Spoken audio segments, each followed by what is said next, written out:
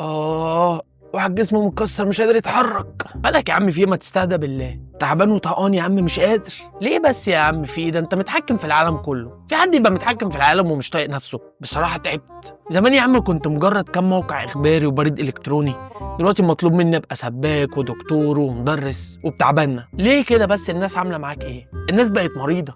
متخيل في واحد بيسالني بيقول لي السمكه ما بتغمضش عينها ليه؟ ولا واحد تاني بيسالني بيقول لي ازاي افتح الشقه لو المفتاح وقع مني في البلاعه؟ قول لي ارد عليهم واقول لهم ايه دول يا جدع انت. طب ايه السؤال اللي بيتكرر كتير معاك؟ دي قصه لوحدها دي. تخيلني كل دقيقه واحد بيخش يسالني بيقول لي ابقى غني ازاي بسرعه. طب وانت بترد بتقول لهم ايه؟ ابعد عنا بص رجلك، ابعد عنا عزة تاني. طب بالنسبه للناس اللي بتخش على مواقع مشبوهه بالليل، ايه نظامهم؟ اقول ايه بس؟ دول هم نفس الناس اللي بيخشوا بالنهار يكتبوا دعاء مستجاب في ثانيه. طب لو كان معاك زرار تقفل نفسك بيه كنت هتعمل ايه؟ ده انا كنت هدوس عليه بدون تفكير ده.